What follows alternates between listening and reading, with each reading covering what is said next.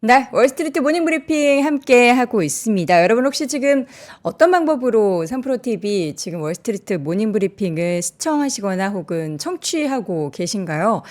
다양한 방법으로 지금 방송을 접하실 텐데 저희가 뭐 유튜브에서도 실시간으로 방송을 보실 수도 들으실 수 있고 많이들 최근에 좀 다운로드를 받고 계시는 3프로 앱을 통해서도 방송을 접하시는 분들도 계신데 제가 재차 말씀드리지만 그 유튜브 프리미엄 쓰시는 분들은 뭐 유튜브를 통해서도 편하게 보시겠지만 그렇지 않은 분들은 앱을 닫아버리면은 이제 소리가 종료가 되거나 영상이 꺼지게 되죠. 그럴 때 프리미엄 쓰기에는 좀 부담스럽다 하시는 분들은 3프로 앱을 다운로드 받으시면 편하게 오디오로도 들으실 수 있고 영상으로도 보실 수 있습니다. 광고 없이 끊임없는 그런 영상 재생이 가능을 하고요. 또 다양한 저희가 컨텐츠들도 계속해서 업로드 되고 있기 때문에 여러분들 다양한 컨텐츠 그리고 끊김없는 방송 시청 청취하시고 싶으신 분들은 3프로 앱도 함께 해주시기 바랍니다. 자, 오늘 이어지는 글로벌 인터뷰 미국으로 연결해 보도록 하죠. 미국 주식 전문 유튜버 유선남님과 함께합니다. 어서 오십시오. 네, 안녕하십니까. 네, 반갑습니다. 자, 이제 지난주에 있었던 일들부터 이제 한번 쭉 정리를 해볼 텐데 어떻게 좀 결과가 나왔을까요?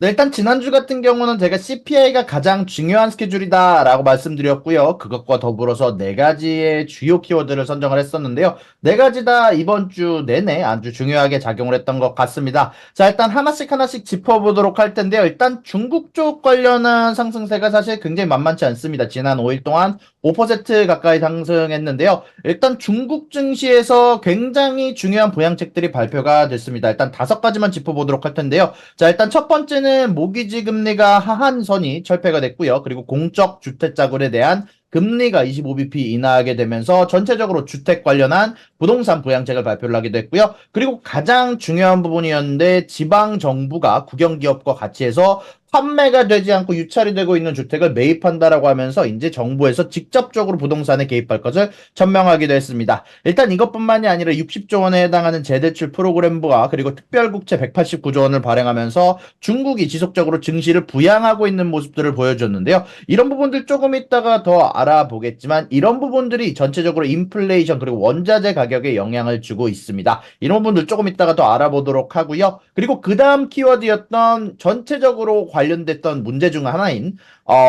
관세 관련된 문제가 사실 저번 주에 발표가 됐었죠. 일단 관세 관련된 부분은요, 생각보다 조금 많은 변화가 있었습니다. 일단 반도체 같은 경우는 2배 가까이 상승을 했고요. 전기차 같은 경우는 관세율이 4배, 배터리 부품도 4배, 리튬이온 배터리도 4배 가까이 상승한다라는 발표가 있었는데요. 흑연과 연구자석 같은 경우는 지금 당장 배터리에 들어가는 부품이다 보니까 지금 당장 관세를 증가시킬 수는 없고 2026년부터 증가시키는 반면 반도체, 배터리 부품, 리튬이온 배터리에 대해선 내년부터 증가 그리고 전기차 관련해선 지금 당장 즉시 관세를 증가시킨다라는 발표가 있었는데요. 그럼에도 불구하고 일단 중국 쪽에서 어마어마한 항의가 들어오고 있지만 일단 이런 부분들 관련해서 우리가 알아봐야 될 점은 일단 그래도 중국산 전기차가 사실 미국 내에서 팔리는 제품군은 많지 않다라는 얘기가 사실 많이 나오고 있습니다. 그러다 보니까 아무래도 미국 쪽에서 일부러 관세를 부과할 때 사실 중국 쪽과의 관계를 어느 정도 염두에 둔 것들이 아닌가 하는 발언들도 블룸버그나 여러 매체를 통해서 보도가 되기도 했었고요. 이런 부분들 관련해서는 그래도 미중 관계가 여전히 무역 전쟁을 이어가고 있구나. 그리고 이런 부분들에 대해서 영향을 받는 회사들이 좀 있겠구나 정도로 보시면 좋을 것 같습니다. 자, 그리고 세 번째로는요, 전체적으로 CPI와 PPI 관련된 지표가 나왔는데, 생산자 물가 지수 예상치보다 굉장히 높게 나왔죠. 물론 주식시장의 반응은 나쁘지 않았는데, 사실 생산자 물가 지수, 근원 생산자 물가 지수 양쪽 다 예상치보다 높은 0.5%가 나왔습니다. 원래 컨센서스는 0.2에 0.3%였는데요. 일단 이런 부분들 관련해서 2023년 4월 이후 가장 높은 수치를 기록하기도 했고요. 그리고 이번 PPI의 상승은 4분의 3이 서비스 지수 0.6% 상승에 기인하고 있다라고 발표가 나기도 했고 굿즈 PPI도 사실 0.4%가 상승하게 되면서 생산자 물가 지수 CPI의 어느 정도 선행 지표라고 불리는 지표가 좀 상승했다라는 점이 굉장히 주목할 부분이기도 했습니다. 이중 서비스 PPI 같은 경우는요. 사실 투자 포트폴리오 관리 지수, 이제 여러분들의 돈을 관리하는 기관에서 여러분들에게 차지하는 수수료 같은 게 사실 8.9%나 상승하게 되면서 서비스 지표 상승의 가장 커다란 부분을 담당했다라고 하더라고요. 그것뿐만이 아니라 기계 및 장비, 그리고 주거용 부동산 서비스, 자동차 소매, 객실 임대, 화물 운송 지수도 상승을 했고요. 다만 장점은 항공 여객 서비스 지표가 유가가 상승했음에도 불구하고 항공 여객 서비스 지표가 전체적으로 하락했다라는 점이 보도가 되기도 했습니다. 그리고 굿즈 관련한 지표에서는요, 에너지 지수가 사실 커다랗게 상승을 했잖아요. 사실 정확히 말하면 유가, 휘발유 가격이 어마어마하게 상승을 했는데, 결국 굿즈 가격의 4분의 3은 휘발유 가격 5.4%에 기인한 부분이 많다라고 언급이 되기도 했습니다. 세부적으로 보게 되면 디젤 연료, 계란, 전력, 비철금속, 통조림 또는 가공 닭고기 가격이 많이 상승했다라는 평가가 있고요. 그리고 신선한 채소와 건조된 채소 양쪽 다 가격이 19%가량 하락했고, 또한 여기서 좀 재미나게 볼 만한 점이 이번에 CPI 된 발표 내에서 천연가스가 하락을 했는데 생산자 물가지수도 여전히 천연가스가 하락하고 있다라는 지표가 발표가 되기도 했습니다. 일단 CPI 같은 경우는 좀 반대 행보를 보였는데요. 전체적으로 기관들의 예상치가 굉장히 높았습니다. 일단 0.4에 0.3%가 시장의 컨센서스였고, 사실 뱅크 아메리카를 제외한 모든 은행이 0.4에 0.3을 CPI로 예상을 했는데, 일단 그것보다 낮게 나왔습니다. 시장의 컨센서스보다 약간 낮은 CPI가 0.3에 3.4, 코어 CPI가 0.3에 3.6이 나왔는데, 여기에 가장 커다란 영향을 줬던 것은 에너지 서비스와 굿즈 가격들 중 신차와 중고차 가격이었습니다. 이제 전체적으로 제가 조사한 사설 회사들 기준으로는 중고차 가격이 많이 올랐었는데, 이런 부분들 관련해서 중고차가 여전히 마이너스로 나타남에 따라서 5월에도 안 그래도 떨어질 것으로 예상되는 중고차에 대한 수요가 생각보다 더 적었다라고 얘기할 수 있는 부분이 눈에 띄었고요. 그리고 에너지 서비스 관련해서는 전기와 천연가스 최근 들어서 수요가 굉장히 높아지고 있고, 공급이 줄어들었다라는 뉴스에도 불구하고 도매 가격이 아닌 소비자들이 받는 가격 기준으로는 전체적으로 줄었다라는 점이 전체적으로 눈에 띄었던 CPI 지표였던 것 같습니다. 이런 CPI 지표가 또 재미났던 건 그날 당시에 이 지표가 30분가량 일찍 발표가 되게 되면서 시장에서 정작 발표가 돼야 되는 시간대는 커다란 영향 없이 지나갔었는데, 아무튼 이런 부분들이 블룸버그를 통해서 보도가 되면서 전체적으로 CPI를 발표하는 BLS 쪽에서도 사과를 발표를 하기도 했었습니다. 네. 자, 그리고 마지막으로 파월의 연설이 있었는데, 파월의 연설이 전체적으로 매체들 사이에서 생각보다 덜 매파적이었다, 비둘기에 가까운 기조가 좀 있었다라는 언급이 있었는데, 파월 연준 의장 같은 경우는 이런 발언들을 했습니다. 현재 미국의 경제가 강력하다, 연착륙 가능할 것 같다, 노동과 소비가 탄력적이며 다음번에 대한 금리 인상도 전체적으로 인플레이션이 너무 많이 오르지 않는 한 가능성은 낮다. 금리 인상보다는 차라리 고금리를 더 오래 유지할 가능성이 훨씬 더 높다라고 얘기를 하면서, 그리고 또한 무조건 파월 의장과 연준이 무조건 인플레이션을 잡을 거기 때문에 미국의 인플레이션 지표는 다시 둔화할 것이다 라고 얘기를 했고, 실질적으로 여기에 응답하듯 CPI 지표가 발표가 됐을 때 생각보다 괜찮은 지표가 발표가 되기도 했었습니다. 네. 지난주에 있었던 내용들을 한번 쭉 정리해 봤고요. 이제 파월 의장의 그 연설 같은 경우에는 지금 이제 오늘에도 조지타운다에서 연설에 나설 예정인데, 근데 오늘 파월 의장이 코로나에 걸렸다라는 소식이 있는데, 과연 연설을 그대로 진행을 하게 될지 여부나 이제 또 어떤 이야기를, 지난주에서 어떤 이야기를 하게 될지는 내일 이 시간을 통해서 자세하게 전달 드리겠습니다. 자, 그럼 이번 주의 주요 키워드 오늘 한 5가지 정도를 한번 체크를 해볼 텐데요. 먼저 파월 의장뿐만 아니라 연준 다양한 인사들의 연설 계속해서 이어지고 있죠. 네, 맞습니다. 일단 하나 짚어드리면은 그 파월이 지금 당장 코로나가 걸렸기 때문에 네. 조지타운에서에 대한 연설은 온라인으로 진행한다라고 이미 녹화된 음. 부분으로 진행이 된다라고 발표가 됐고요. 네. 그리고 이런 부분들 관련해서 시장에서 커다랗게 반응을 하지는 않는 것 같습니다. 자, 일단 그런 가운데 안에서 이번 주 주요 키워드 한번 짚고 넘어가 볼 텐데요. 말씀해 주신 것처럼 연준 위원들에 대한 연설의 파도가 지속적으로 이번 주에도 어마어마하게 몰려 있습니다.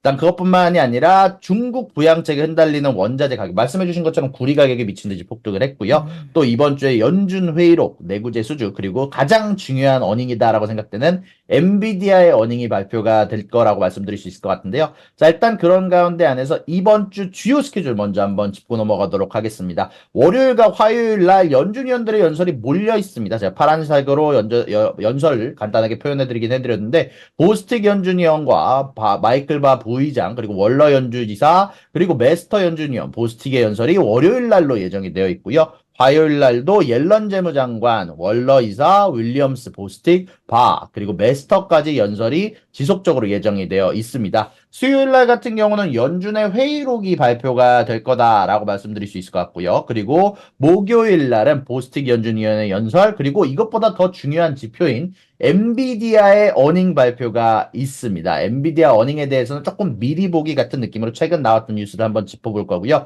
그리고 이것뿐만이 아니라 건축 승인 건수, 실업수당 청구 건수, 제조업과 서비스 구매 관리자 지수, 신규 주택 판매 지수, 그리고 인플레이션 연동체까지 목요일 날 여러 가지 발표가 있을 예정이고요. 금요일 날은 내구재 수주와 미시간대 소비자 지수, 그리고 연준 월러 이사의 연설이 예정되어 있을 예정입니다.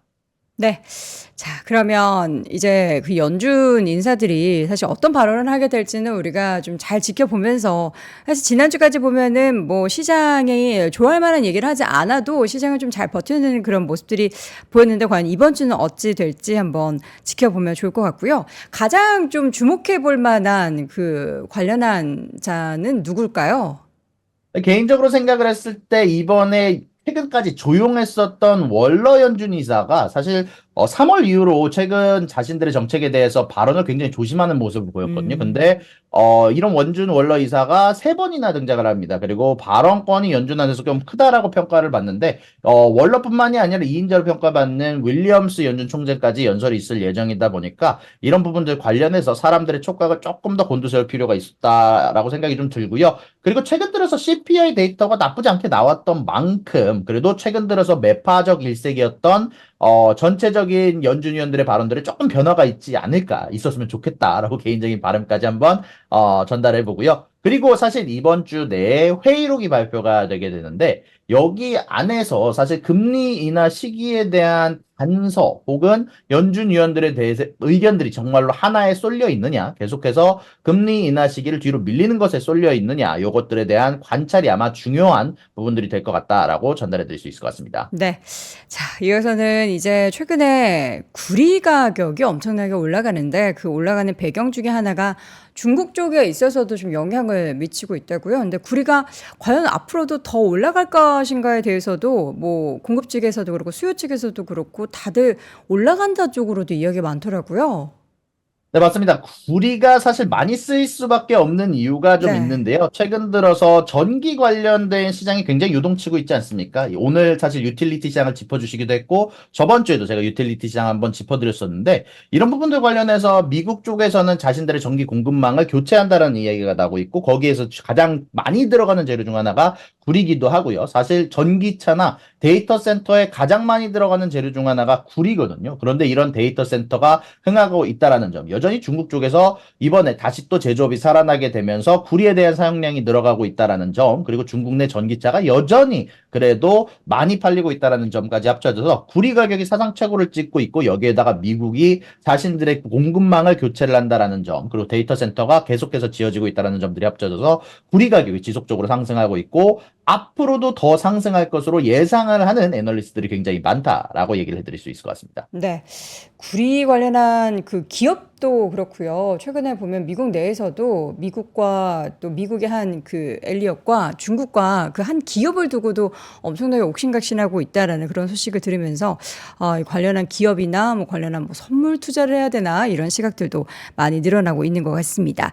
자, 이어서는 지금 계속해서 우리가 시장에서 기대하고 있는 주요 이슈 가운데서는 언제 이제 금리를 얼만큼 올릴 것인가에 대한 이야기들이 지속적으로 나오고 있습니다. 그렇다면 그 회의록을 통해서 우리가 좀 힌트를 얻어볼 수 있을 텐데 어떤 내용들을 한번 우리가 좀 기대해 볼 수 있을까요?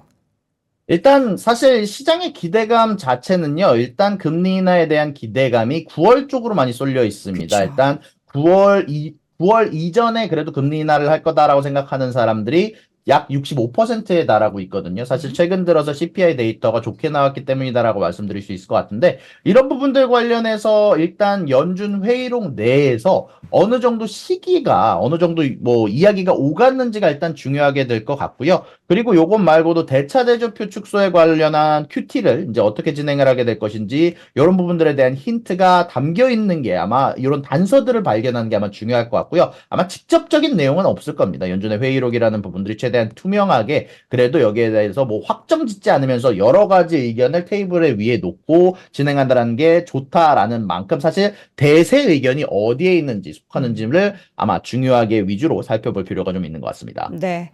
자, 과연 대세 의견, 그러니까 지금까지는 약간의 매파적인 발언이 있었을 때 시장이 출렁했던 적도 있었고, 지난주는 뭐 매파적인 발언을 해도 시장이 그렇게 충격을 받지 않았는데, 과연 계속해서 사상 최고치를 돌파하고 있는 뉴욕 증시에 이번 주 발표되는 연준 회의록 내용 어떻게 반영이 될지 한번 지켜보도록 하겠습니다. 자, 이어서는 내구주 수주 관련한 내용들도 이번 주에 좀 주요한 이슈 중에 하나죠. 네, 맞습니다. 일단 이번 주에 발표가 되는 지표 중 하나는 내구재 수주가 있습니다. 사실 네. 제가 이거를 웬만하면 중요하다라는 스케줄로 말씀드리진 않는데 최근 네. 들어서 제조업들이 근데 많이 올랐거든요. 그리고 저번에 발표된 내구재 수주 같은 경우는요. 사실 자동차와 비행기 관련한 내구재 수주는 오르긴 했지만 나머지 섹터들은 사실 전멸하다시피 했습니다. 사실 제조업 지수가 몇 달 내내 거의 한 뭐 13개월, 20개월 내내 하락을 했기 때문에 나온 지표지 않았나 싶은데요. 일단 그럼에도 불구하고 최근 들어서 제조업 지수가 다시 또 고공행진을 하기 시작을 했습니다. 이제 그러다 보니까 그 안에서 관련된 내구재들 간단하게 말하면은 우리가 소모하지 않는 소모품들이 아닌 것들은 얼마만큼 소모가 늘고 있느냐, 사람들 소비 패턴이 어떻느냐, 내가 투자하고 있는 소비 제품군에 대해서 얼마만큼 사람들의 수요가 여전히 존재하느냐를 판단하는 아마 중요한 지표가 되지 않을까라고 생각이 좀 듭니다. 네. 이렇게 되면 또 다시 인플레이션, 이게 약간 이제 쳇바퀴처럼 계속 돌잖아요. 이런 것들이 이제 올라가면은 다시금 인플레이션을 촉발시킬 수 있는 그런 데이터들도 좀 나올 수 있기 때문에 이게 과연 언제 끊길지 감이 안 오네요. 네, 맞습니다. 최근 들어서 음. 인플레이션 지표가 사실 그래도 예상치보다 낮게 나오긴 했지만 생산자 물가 지수도 높았고 이런 가운데 안에서 여전히 뭐 여러 가지 우려가 되는 점들은 많거든요. 예를 들어서 제조업 지수가 높다든지 여전히 사람들이 해고가 되지 않다라는 점, 뭐 이런 부분들은 우려가 섞인 부분들이 좀 있긴 하지만 그래도 유가가 떨어졌다라는 점은 정말 고무적이긴 하거든요. 그래서 인플레이션 개인적으로는 5월 달에 나올 데이터 좀 기대는 하고 있습니다. 자, 이제 마지막으로 이제 실적 내용 얘기하면서 이제 오늘의 가장 주요한 이야기라고 볼 수 있는 엔비디아. 엔비디아가 얼마나 중요했으면 엔비디아라는 글자를 세 번이나 넣으셨어요. 우리 유사님께서. 엔비디아의 어닝, 일단은 뭐 기대한다. 아니다. 좀 기대치를 낮춘다. 어느 쪽이십니까? 일단 저 같은 경우는 엔비디아가 적게 나올 이유는 좀 없다라고 생각을 하는데 중요한 음. 건 좀 시장의 기대치라고 생각을 하거든요. 시장의 기대치가 상당히 높은 만큼 거기에 응답할 수 있는 컨센보다 높더라도 얼마만큼 높은지가 조금 중요한 지표가 되지 않을까라고 생각이 좀 드네요. 그럼 엔비디아 얘기 좀 쭉 풀어주시죠. 아, 그럴까요? 네. 죄송합니다. 자, 일단 엔비디아가 최근 들어서 주가가 다시 상승하고 있습니다. 사실 4월 중반에 750불까지 떨어졌던 엔비디아 가격이 920불, 950불까지 오르게 되면서 다시 또 천비디아에 다르지 않을까 싶은 애널리스트의 글들이 굉장히 많이 나왔는데요. 일단 시장의 컨센서스는 24.6 빌리언 달러로 사실 생각보다 굉장히 높은 수치, 전분기 대비 증가하고 전년 대비 3배 이상 증가할 것으로 예상이 되고 있고요. 그리고 주당 순이익 같은 경우는 5.17달러로 전년에서 82%가량 급증할 것으로 예상되고 있고 매출 가이던스는 26.5 빌리언 달러로 예상이 좀 되어 있는데요. 일단 시장 컨센서스는 간단하게 보통 미국에서는 스트리트 컨센서스라고 보통 얘기를 많이 표현을 하는데 이것 말고도 사실 각각 은행들이나 증권사에서도 발표하는 애널리스트들의 컨센서스가 있는데 이거는 조금 이따가 알아보도록 하고요. 일단 이런 어닝 가운데 안에서 세부적인 지표도 우리가 어닝콜이나 아마 이번에 어닝 발표가 될 때 파워포인트 내에서 좀 찾아봐야 될 부분들을 간단하게 5개 정도 짚어봤습니다. 자, 일단 첫 번째는 GB200에 대한, GB200에 대한 생산 파이프라인, 얼마만큼 생산이 가능하고, 언제부터 대량 생산이 가능한 것인지, 얼마만큼, 언제부터 공급이 되는지, 이런 부분들이 중요한 부분으로 작용할 것 같고요. 그리고 B200에 대해서 장기적으로 얼마만큼 마진율을 챙겨갈 수 있을까? 사실 엔비디아가 요즘 가장 많이 상승하고 있는 이유 중 하나는 마진율이 진짜 어마어마하거든요. 7, 80%에 해당하는 마진율을 자랑하게 되면서 경쟁자가 없기 때문에 엔비디아가 취할 수 있는 폭리 혹은 마진율이 얼마만큼 장기적으로 유지될 것인가 요 부분이 중요한 포인트가 될 것 같고요. 그리고 AI 데이터 센터에 대한 출시에 대해서 전략에 대한 제약을 얼마만큼 상쇄가 가능한가 이번에 발표되는 GB200과 B200에 대해서 이번에 엔비디아 엔비디아가 뭐 어닝콜에서 얘기하지는 않았지만 이번에 발표를 할 때 아주 대대적으로 전력 제약을 많이 없앨 수 있다. 전력에 대한 소모값을 많이 줄일 수 있다라고 발표를 했는데 어닝콜에서 이 부분이 다시 언급이 될지 중요한 부분이 될 것 같고요. 그리고 중국의 H20에 대한 수요, 중국 관련해서 지속적으로 미국에서 칩에 대한 수출을 막고 있는데 이런 부분들에 대한 대응이 어떻게 돼가고 있는지 그리고 마지막으로 2024년 하반기쯤 AI 수요에 대해서 공백이 생길 것 같다라는 글들이 사실 애널리스트들 사이에서 시티그룹이나 아니면은 뱅크 오브 아메리카에서 언급을 하기도 했거든요. 그래서 이런 수요 공백에 대한 가능성 만약에 그렇게 될 경우 과연 가이던스가 어떻게 나오게 될 것인지 이런 부분들이 아마 중요한 어닝콜의 포인트가 될 것 같고요. 그리고 간단하게 시티그룹의 애널리스트들 그리고 파이퍼 샌들러의 애널리스트들이 적은 글들을 제가 직접 읽어봤는데 한번 여러분들하고 쭉 읽어보도록 하겠습니다. 최근 들어서 데이터 센터 부문이 성장함에 따라서 AI가 지속적으로 잘 나감에 따라서 급속한 확장으로 인한 성장이 지속적으로 나올 것으로 예상이 되고 있는 반면에 일단 시티그룹의 애널리스트는 1분기 총 매출과 데이터 센터 매출을 각각 240억 달러, 24빌리언 달러와 21빌리언 달러로 예상을 하게 되면서 시장의 컨센서스보다는 낮은 수치를 제시를 했습니다. 다만 이런 것 관련해서 바이사이드, 일단 자산 운용 기관의 내부적으로 실질적인 투자 전망을 반영하는 애널리스트 사이에서는 26빌리언 달러, 23빌리언 달러를 제시하면서 시장의 컨센서스보다는 높은 수치를 제시를 했는데요. 일단 그런 가운데 안에서 시티그룹의 애널리스트들은 가이던스, 앞으로 대한 매출에 대한 가이던스를 2분기 총 매출을 27.5빌리언 달러로 예상을 하고 있고요. 바이사이드의 예상치는 28빌리언 달러로 예상을 했습니다. 다만 애널리스트 사이에서 이전 분기보다 작은 상승이 나오지 않을까라는 예상치를 조심스럽게 내놨는데요. 이유는 더 큰 숫자, 너무나 높은 숫자의 매출이 다가옴에 따라서 전체적으로 매출의 상승폭이 줄어들 것이고 짧아진 H백에 대한 리드 타임, 마진율이 정상화됨에 따라서 전체적인 매출의 성장폭이 좀 적지 않을까라고 생각하는 애널리스트들의 글들이 있었습니다. 또한 파이퍼 샌들러의 애널리스트 같은 경우는요. 엔비디아가 지속적으로 데이터 센터에 대한 강한 제품군들에 대해서 수요가 지속이 되고 있다. 여전히 독점에 가까운 수요가 지속이 되고 있다라고 얘기가 나오면서 비트 앤 레이즈 쿼터 간단하게 정리하면 매출과 EPS 양쪽 다 비트가 나오고 가이던스도 상향 조정이 될 것으로 예상이 된다라고 발표를 했는데요. 이 이유에 관련해서는 호퍼 GPU에 대한 수요가 지속적으로 강세적으로 유조가 되고 있고 공급이 수요를 따라잡는 중임에 따라서 여전히 수요가 공급보다 높은 상황이고 그에 따라서 여전히 백로그가 따라잡는 데 시간이 걸릴 것으로 예상이 되면서 전체적으로 아직까지는 좀 더 좋은 매출과 EPS가 잘 나올 것으로 예상이 된다라고 얘기를 했고요. 예상 주식시장 시나리오도 같이 발표를 했는데요. 4월의 매출이 예상보다 정확히 말하면 1분기 매출이 15억 달러나 20억 달러 가까이 초과할 것으로 예상이 되면서 가이던스도 이와 비슷한 수준의 초과 예상이 나올 거다. 다만 현재 시장의 기대치가 너무 과도하기 때문에 이런 비트에도 불구하고 실적 발표 후에 주가는 평평하거나 약간 상승하지 않을까라고 예상이 좀 되고 있다라고 전달해 드릴 수 있을 것 같습니다. 네. 이번 주에 발표되는 엔비디아는 사실 엔비디아 자체만의 이제 실적과 또 향후 가이던스에 따른 주가 움직임도 중요하지만 워낙에 주요한 이제 AI 빅테크의 가장 선봉장에서 시장의 심리를 좌지우지하고 있는 그런 기업이기 때문에 전체 시장에도 영향을 미칠 그러한 큰 빅이벤트가 아닌가 싶습니다. 지금 보니까 지난주, 그러니까 일주일 전 기준으로 보면은 월가의 목표 주가의 평균이 한 999달러로 나오고 있는데 최근에는 보면 1350달러로 HSBC가 또 상향 조정을 한 부분도 있었고 지금 최근에 또 제프리스에서도 1200달러로 목표 주가를 상향 조정한 그런 상황 속에서 과연 이번 주 실적 발표가 어떻게 영향을 미칠지가 중요한데 사실 지금이 엔비디아 주가가 좀 쉬어가고 있는 상황이잖아요, 유산남님.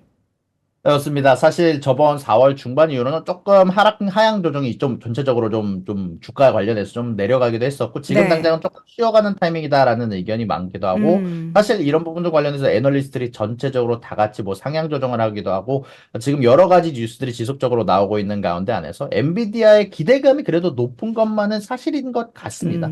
지금 앞서서 이제 주요 어닝 지표라고 말씀해 주셨던 5가지를 쭉 말씀을 해 주셨는데 이 유산님께서 보시기에 혹시 아니면 이제 월가에서 보기에는 요 부분이 좀 확실하게 좀 젠슨황이나 엔비디아 쪽에서 이야기를 하면 엔비디아 주가 여기서 뭐 $1000 보는 것은 시간 문제다라고 우리가 생각할 수 있을까요?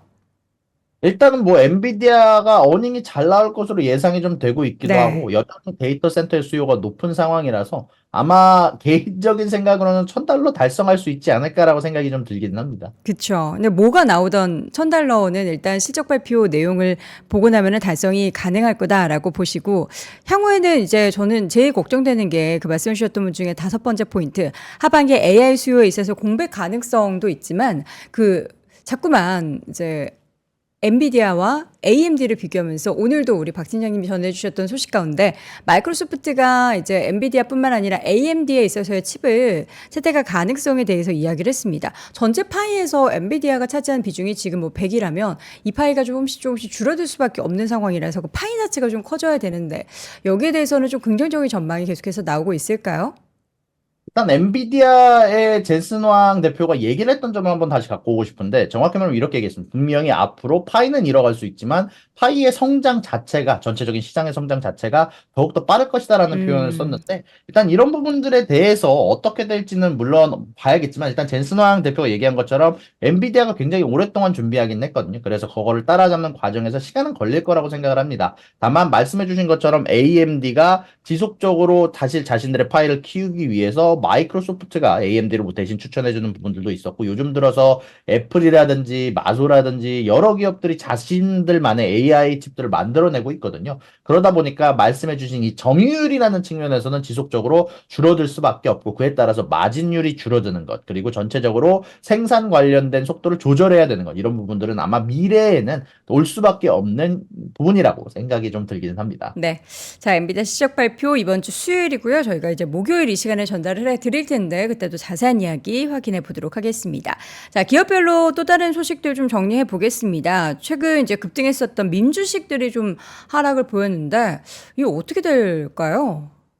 네, 일단 간단하게 섹터별 혹은 회사별 소식들 준비하면서 여러 가지 얘기를 좀 준비를 했는데요. 일단 박 팀장님이 너무 잘 정리를 해주셨지만 민주식 관련해서는 사실 슬슬 투자 의견이 좀 투자 관련한 모멘텀이 한풀 꺾였거든요. 정확히 말하면 게임스톱에서 어닝도 좀 잘 안 나왔고 그리고 여기에 관련해서 유상증자 믹스샷 포퍼링이라고 하죠. 이제 믹스샷 포퍼링을 하게 되면서 게임스톱이나 여러 민주식에 대한 투자 관련한 모멘텀이 한풀 꺾였고요. 이런 부분들이 관련해서 예상치 못하게 튀어오르는 경우가 좀 있기 때문에 개인적으로는 조금 이번 주 관련해서 좀 조심해야 될 부분들이다라고 생각을 하고 있고요. 그리고 두 번째는요. 사실 시카고 거래소에서 CME 거래소에서 좀 아주 재미난 소식이 들렸습니다. 이제 비트코인 선물 거래는 현재 시카고 거래소에서 진행 중인데 현물 거래소를 추진을 한다라는 소식이 전달이 됐거든요. 비트코인 자체는 호재지만 어떻게 보면은 코인베이스 같이 비트코인에 대한 거래소 같은 경우는 사실 자신들의 파일을 좀 뺏길 수 있는 소식이거든요. 그래서 이런 부분들 관련해서 각각 비트코인 관련된 주식들이 어떻게 움직일지 한번 조금 조심할 필요가 있어 보이고요.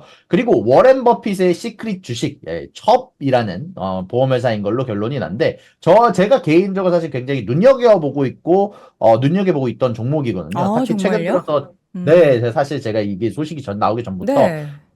이미 거의 매달 매 분기마다 두 자릿수 성장을 하고 있던 회사라서, 음. 물론 이번 뭐 볼티모어 브릿지 관련해서 그 가장 커다란 부분을 담당했다 보험사다라는 얘기도 있긴 하지만, 네. 그래도 전체적으로 이번 어닝도 굉장히 잘 나왔고, 저는 개인적으로 좀 눈여겨보고 있던 주식이었는데, 워렌 버핏이 좀 선택을 했다니, 개인적으로는 이런 금리나 음. 혹은 뭐 은행이나 뭐 여러 가지 이런 금융주들에 아마 좀 워렌 버핏이나 많은 애널리스트 사실 조금 더 다시 좀 돌아가고 있거든요. 최근 들어서 이제 13F 공개들이 굉장히 많은데 그 13F 내에서 금융주 비중이 굉장히 오르는 경우가 많았습니다. 근데 그런 가운데 안에서 여전히 금융주가 최근 들어서 많이 오르긴 했지만 여전히 멀티플들이 굉장히 낮은 경우가 많거든요. 그래서 개인적으로 조금 집중하고 있는 소식이다라고 말씀드릴 수 있을 것 같고요. 그리고 이미 박 보험사 팀장님, 중에 우리 네네. 이사님께서 그동안 이제 처브를 계속 좀 지켜보셨던 주요한 이유는 뭐 그런 숫자 외에 또 다른 이유가 있었을까요? 일단 첩 같은 경우는 음. 사실 뭐 일단은 뭐 제가 첩이라고 개인적으로 읽지 마시고 혹시 첩이라고 좀 읽어주시면 안 되겠습니까? 아, 첩. 죄송합니다. 예. 첩으로 아니, 하겠습니다. 상관없는데 약간 듣기에는 예, 첩. 네, 예. 알겠습니다. 네, 일단 처브 같은 경우는 네. 일단 원래 보험업계에서 사실 그렇게까지 주목을 받지 못했던 회사였는데요. 음. 최근 들어서 성장률이 말도 안 되게 올라가고 있었거든요. 특히 전체적인 뭐 건물 관련된 보험이라고 하나요? 건물 관련된 보험에서 지속적으로 점유율을 크게 높여나가는 점이 이번 어닝에서 발표가 되기도 했었어서 네. 제가 개인적으로 일단 이 워렌 버핏 소식이 나오기 전부터 조금 연을 갖고 있었던 회사고요. 음. 일단은 뭐 워렌 버핏이 샀다고 해서 네. 개인적으로는 그럴 수 있겠구나. 최근 들어서 금융지들이 많이 떨어졌으니까 거기에 음. 대해서 좀 조정이 들어가는구나라는 생각이 좀 들었습니다. 네. 이제 사실 이 주식을 몰래 샀다라고 해서 굳이 왜 몰래 샀을까라는 그런 생각도 좀 들었고, 그리고 이제 앞으로도 그러면 이분이 이제 버크셔 해서웨이에서 샀다라고 하면은 또 관심을 굉장히 많이 받지 않습니까? 그러면 지금 따라 사도 될까에 대해서 생각할 때 우리 유선아님께서는 어떤 부분을 보면서 향후에 대한 긍정적인 전망을 하실 수 있는지가 좀 궁금한데요. 저는 개인적으로 괜찮아 보입니다. 저는 네. 개인적으로 괜찮다라는 생각이 좀 많이 들고요. 네. 최근 들어서 어닝 발표를 한번 쭉 보시고 나서 어닝콜 내용들 한번 지켜보시면 굉장히 재미난 정보도 많이 들을 수 있을 것 같은데 음. 딱 저번 분기 한 번 빼고는 최근 들어서 실적이 어마어마했거든요. 실적 음. 비트가 어마어마했고 전체적으로 성장성도 굉장히 좋은 회사고 보험회사 같은 경우는 음. 원래 성장성이 높게 나오기가 힘듭니다. 네. 뭐 원래 보험회사라는 자체가 아무래도 조금 더 안정된 수익을 내는데 조금 더 원래 비중이 높은 쪽인데 굉장히 공격적으로 성장을 하고 있습니다. 그러다 음. 보니까 첫 같은 경우는 추가적으로 상승할 여력이 있는 회사다라고 개인적으로 생각을 하고 있습니다. 네. 원래 발음이 이제 미국식으로는 chop 이건 거죠? 네, chop. 맞습니다. 예, 첩이라고 chop. 하죠. 네, chop. 예, chop. 최근들은 사실 예. 이쪽 그러니까 친구들하고 좀 얘기를 해보고 죄송합니다. 한국어로는 좀 다른 의미도 있어가지고, 예, chop. 예, 알겠습니다. 알겠습니다. 자, 레딧 소식 마지막으로 같이 한번 확인해 보죠. 네, 레딧 네. 같은 경우는 최근 들어서 어닝이 진짜 어마어마하기도 했었지만 사실 최근 들어서 많이 올라왔던 이유 중 하나는 밈 주식과 그리고 챗GPT와의 협업이 좀 있었던 것 같습니다. 네. 레딧이 정말 머리를 잘 쓴다라는 생각이 좀 드는 게 자신들이 음. 가지고 있는 데이터를 이걸 어떻게 써먹을지 자신들이 가지고 있는 글들에 대한 데이터를 어떻게 돈을 창출할지에 대한 부분들을 지속적으로 아주 좋은 느낌으로 만들어내가고 있다는 게 좀 제일 좋은 소식인 것 같고요. 음. 그리고 그 중에 하나가 뭐였냐면 챗GPT와의 협업, 자신들의 데이터를 챗GPT에 공급함에 따라서 안정적으로 수익을 창출할 것으로 기대가 좀 되고 있고요. 특히 레딧 같은 경우는 의외로 전문적인 지식들이 굉장히 많거든요. 이제 문제는 전문적인 지식들과 더불어서 음. 거짓말도 좀 많기는 해서 조금 문제가 되고 있긴 하지만 음. 이 레딧의 섭 레딧이라고 해가지고 하부 게시글이죠. 이제 하부 게시글로 좀 들어가게 되면은 굉장히 전문적인 지식들이나 좀 디테일한 지식들이 굉장히 많습니다. 네. 그래서 챗GPT가 이런 지식들을 가져갈 수 있다는 건 양쪽이 윈윈이다라는 생각이 좀 들었는데, 아무튼 이런 부분들이 밈주식이 꺾인 지금에 와서는 과연 이 레딧의 주가가 어떻게 움직일지 개인적으로는 조금 주목해서 보고 있습니다. 네. 밈 안에서도 레딧이 언급이 됐는데, 레딧 같은 경우는 또 밈이 아닌 것 같은 그런 행보를 또 걷고 있어서 숫자도 찍히고 이런 협업 소식까지 전해지고 있어서 관련해서 과연 다른 움직임을 보이게 될지 한번 지켜보도록 하겠습니다. 이번 주에는 엔비디아 말고도 실적 발표 계속해서 진행이 될 텐데 어떤 기업들 좀 주목하고 계실까요? 네, 일단 이번 주 같은 경우는 사실 어닝이 이제 주요 어닝들이 끝나가는 기간이죠.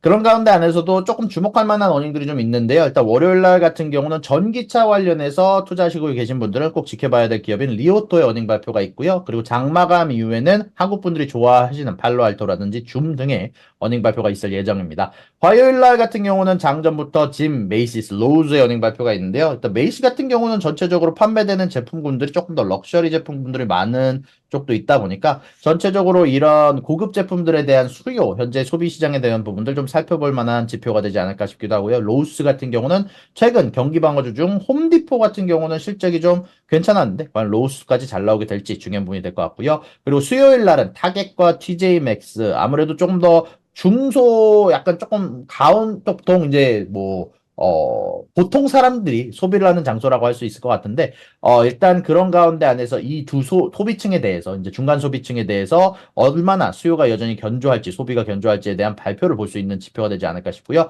그리고 장마감 이후에는 가장 중요한 어닝인 엔비디아의 어닝 있을 예정입니다. 그리고 이것과 더불어서 스노우플레이크, 한국 분들이 좋아하시는 투자 기업의 어닝 발표가 있을 예정입니다. 네.